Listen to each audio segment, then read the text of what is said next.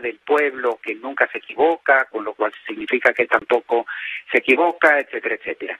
Pero también en este texto el Economist está reconociendo que López Obrador surge como una necesidad frente a la incapacidad de los gobiernos anteriores de responder a los problemas de México e incluso al avance del descontento y la incomodidad, el atraso de muchos sectores sociales que no participaron del modelo de crecimiento. Incluso dice el Economist, tendrían que haber aprendido de él las otras fuerzas políticas para sensibilizarse a estos problemas a los que fueron ciegos. Y eso es interesante. También el Economist reconoce que si bien tiene rasgos populistas el presidente, no coincide con otros mandatarios populistas en sus políticas macroeconómicas, es decir, López Obrador ha buscado la estabilidad económica de la moneda, una moneda estable, una inflación baja, no endeudar al Estado ni expandir las finanzas públicas, etcétera, etcétera. Es decir, comportamientos, dice el Economist, que parecerían más de un neoliberal. Efectivamente, Pepe, los subcalifornianos ya decidieron por Pancho Pelayo y todos los candidatos de la Alianza Unidos Contigo.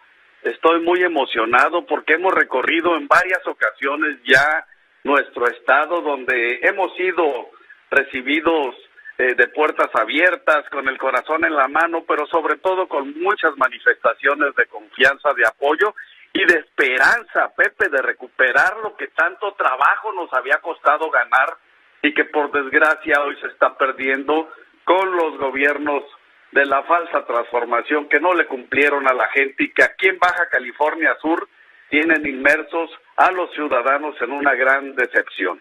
Hubo un debate, me parece que fue a finales de abril pasado, un debate radiofónico.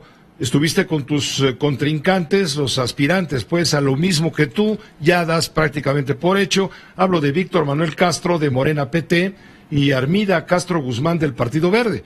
Y ahí fuiste acusado por Víctor Castro Cosío, de Juntos Haremos Historia, de Morena PT, fuiste acusado de monopolizar el agua en Comondú, y te llamó incluso guachicolero del agua. A ver. Víctor está mintiendo mucho, pretende engañar a los ciudadanos. O de violencia. Habría que aclararle a esa persona que se trata de un tipo de violencia política muy distinta. Ahorita lo que estamos viendo es al crimen organizado operando a todo lo que da para imponer candidatos o para que los candidatos se moldeen a sus deseos y a sus aspiraciones de negocio. ¿Es una regresión trágica, Eduardo? Sí, bueno, yo no creo que, yo creo que esto es nuevo en el sentido de que es el crimen organizado, el gran crimen organizado el que está atrás, y cada vez con más fuerza tratando de capturar la policía, el portafolio de obras públicas de los ayuntamientos, incluso hasta la tesorería municipal. Eso es nuevo y eso además que esté sucediendo en un proceso electoral, pues nos está distorsionando nuestra aspiración democrática. Pepe, vamos a tener a representantes criminales en lugar de representantes populares. De lo que se trata aquí es que la gente que sea elegida represente las demandas, las exigencias de la sociedad.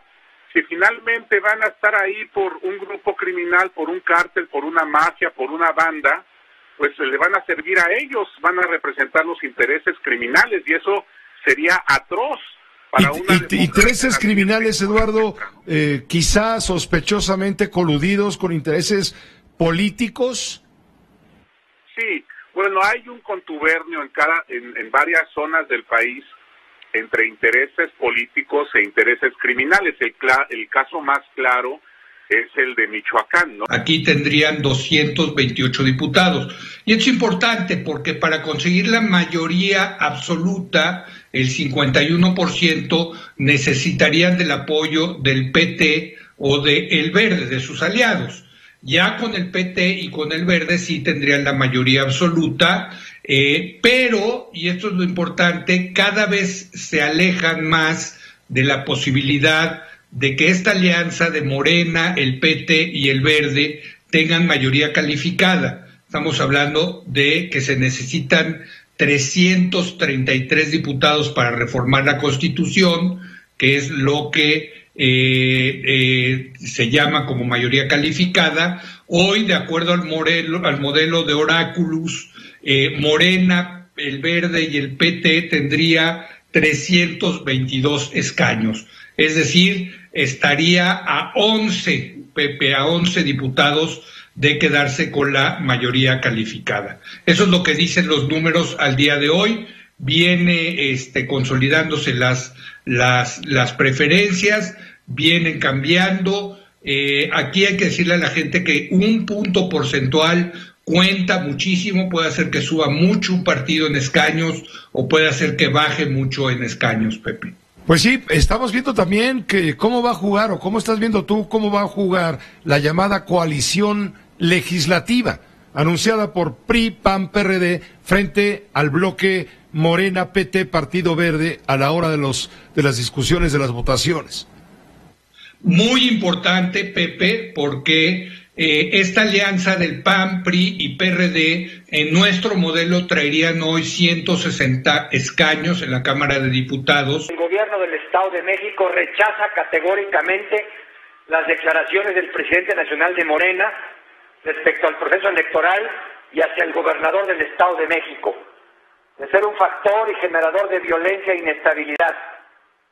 Queremos dejar claro que no vamos a permitir que ningún partido ni algún presidente de partido desestabilice con declaraciones el proceso electoral de nuestra entidad. Y para ello, Pepe, es muy claro lo que dijo hoy la señora secretaria de Gobernación, la ministra Olga Sánchez Cordero, que prueba justamente nuestro dicho. Sube un tuit por ahí de las 4 de la tarde, donde dice: gracias, gobernador Alfredo del Mazo, por la coordinación de esfuerzos que siempre hemos desplegado en el ámbito de nuestras atribuciones contra la delincuencia en todas las regiones del Estado de México. Esa es la posición oficial del gobierno del Estado respecto a la conferencia de prensa y las declaraciones del presidente nacional de Morena. Mario Delgado, Ernesto Nemer, ¿está jugando sucio entonces? ¿Está haciendo política sucia? Mira, Pepe, yo lo que me sorprende mucho la conferencia de prensa de hoy en la mañana, porque nosotros hemos instalado una mesa política desde el pasado mes de marzo. Ha venido su representante, su delegado en el Estado a estas mesas políticas, donde justamente lo que se acuerda es darle causa a las preocupaciones, a las peticiones y a las quejas que pudiera haber.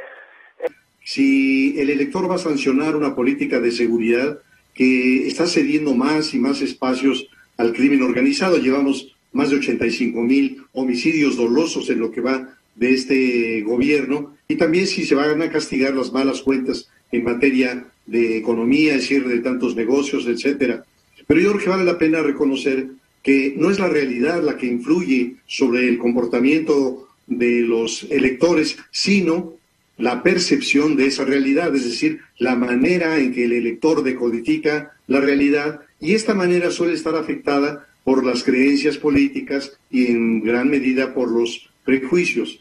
Por eso creo que a 10 días de la cita de las urnas podemos identificar principalmente dos escenarios. El primer escenario es el de Morena, un escenario más probable, que Morena no solamente mantiene sus posiciones en Cámara de Diputados, sino inclusive los incrementa y avanza para tener una mayoría calificada en la Cámara de Diputados. ¿Cuáles serían los ingredientes que permitirían sustentar este escenario? Mencionaría los siguientes. En primer lugar, el liderazgo del presidente López Obrador y la solidez del respaldo popular, que se explica en gran medida por los apoyos sociales. En segundo lugar, que aun cuando ha decaído Morena, mantiene niveles de aprobación muy superiores a los de sus adversarios.